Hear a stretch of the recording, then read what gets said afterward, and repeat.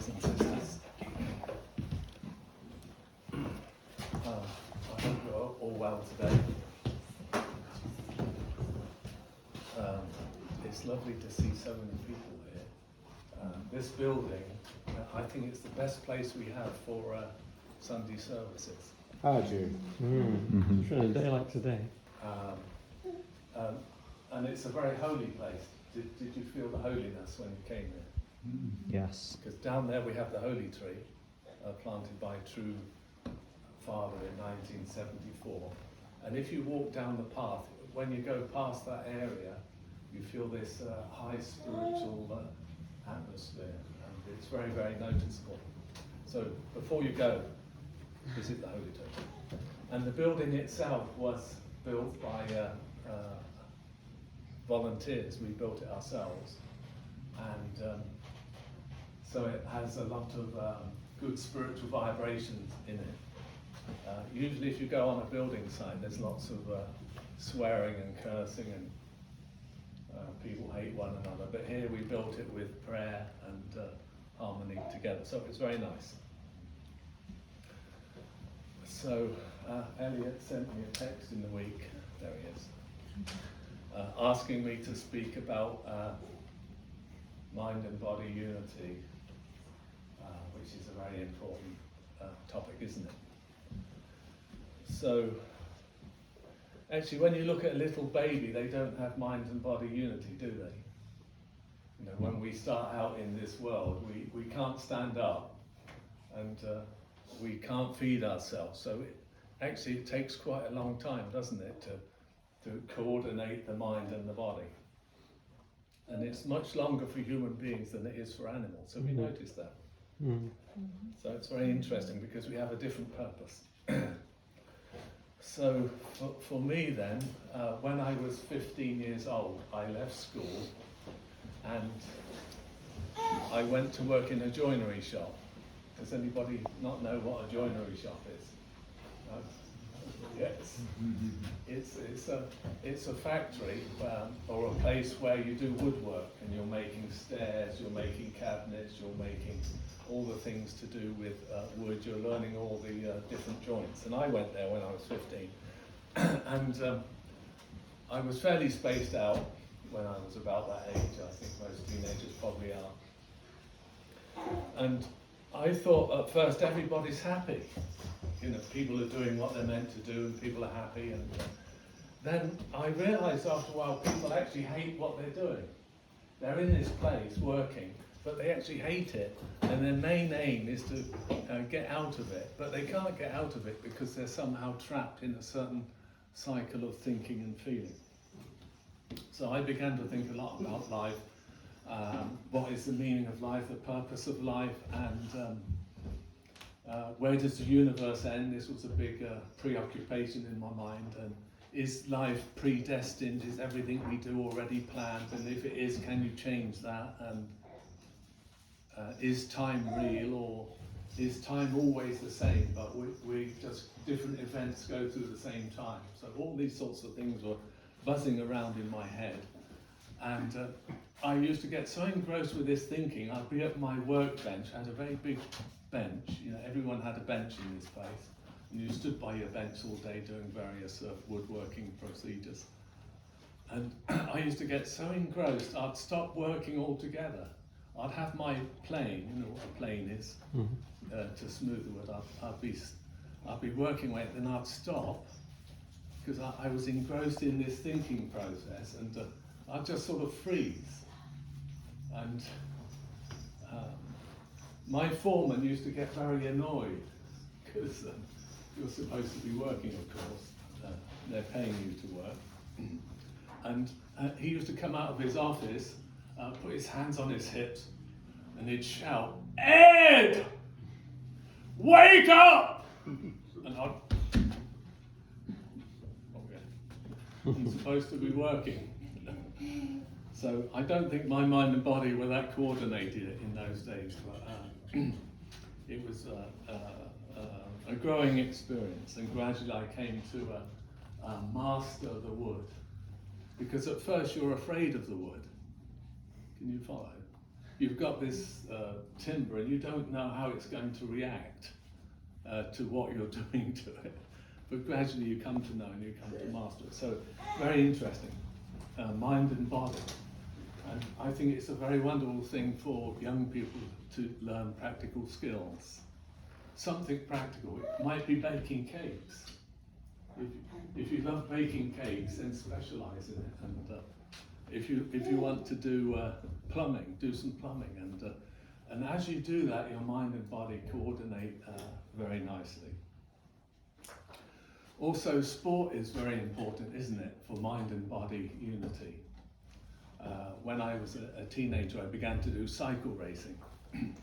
Has anyone here done cycle racing? Yes. Track racing? Yeah, somebody? And again, that is about the mind and the body, isn't it?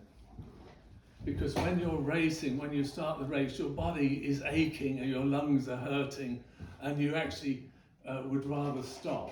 Your body's telling you to stop, really. But if you push yourself and go through that, you come to a sort of a different place, spiritually or physically, and you can be flying along, and it seems absolutely effortless.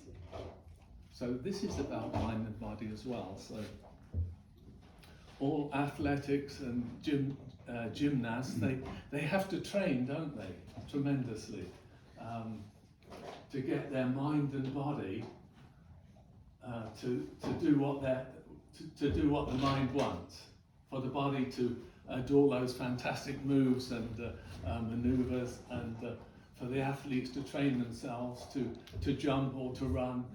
It's all about the mind and body. So it's tremendously good, because we are here to grow, and this mind-body function is the main, what should we say, one of the main and most important things about growth.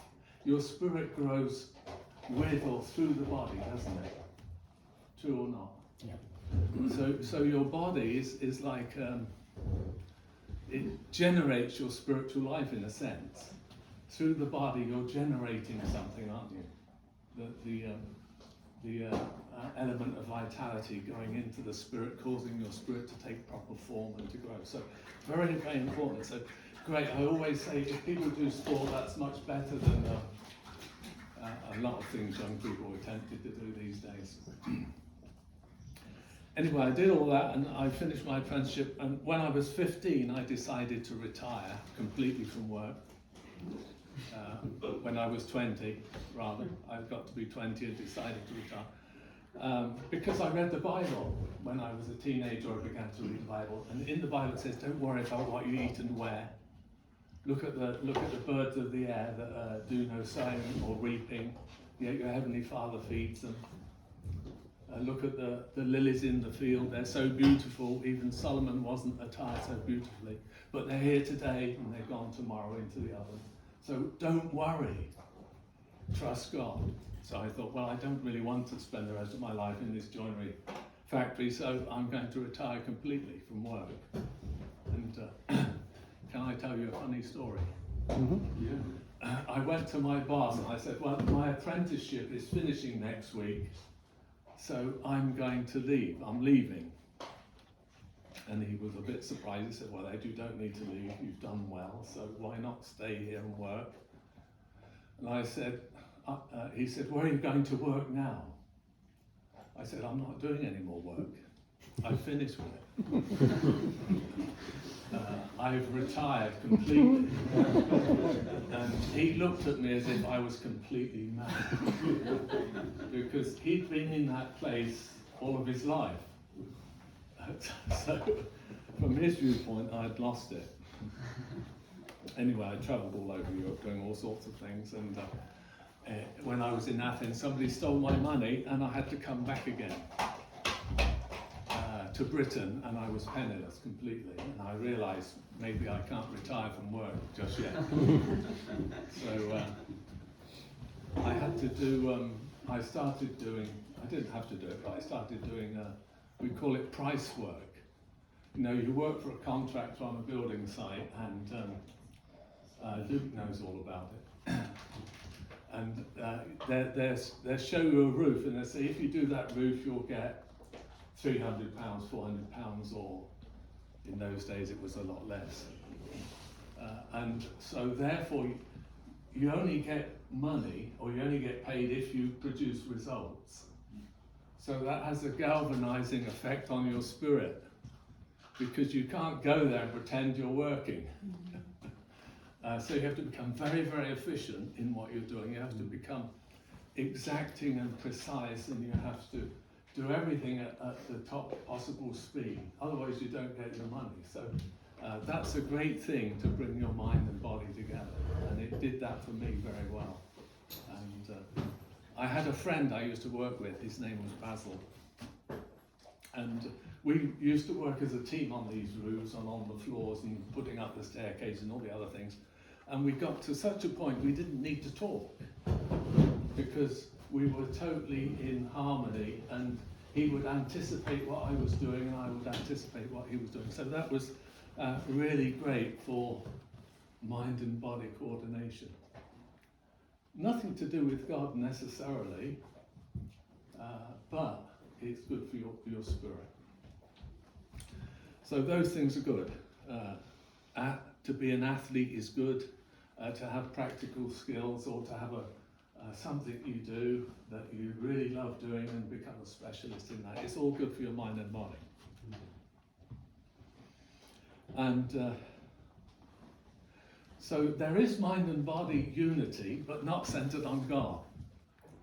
For example, when you look at the Adolf Hitler giving a speech in his early days, so dynamic and powerful and inspired tens of thousands of or millions of people to follow him. Where did that mind and body harmony or unity come from? It was satanic power, actually.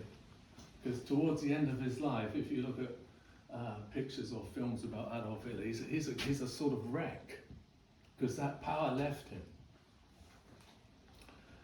So for us, we want to develop mind and body unity, but not in a self-centered way. You can be a fantastic gymnast or an athlete, but you can be completely self-centered. Isn't that correct? So there's a mind and body unity that isn't centered on God, that in the long term cannot bring the ultimate joy or happiness that we really seek and we really need. So we seek to develop our mind and body unity in the spiritual sense, or in the spiritual community, centered on Heavenly Parent, because this is the real deal. All the others are really side issues. You know, what you do for a living, or if you're a fantastic footballer, it's a side issue. It's not the real deal. The real deal is that we have to connect to God, and we have to spiritually grow. And this is why we need to develop our mind and body unity, because without that, we cannot fully harmonize with heaven. It's not possible. So I must have a drink of water.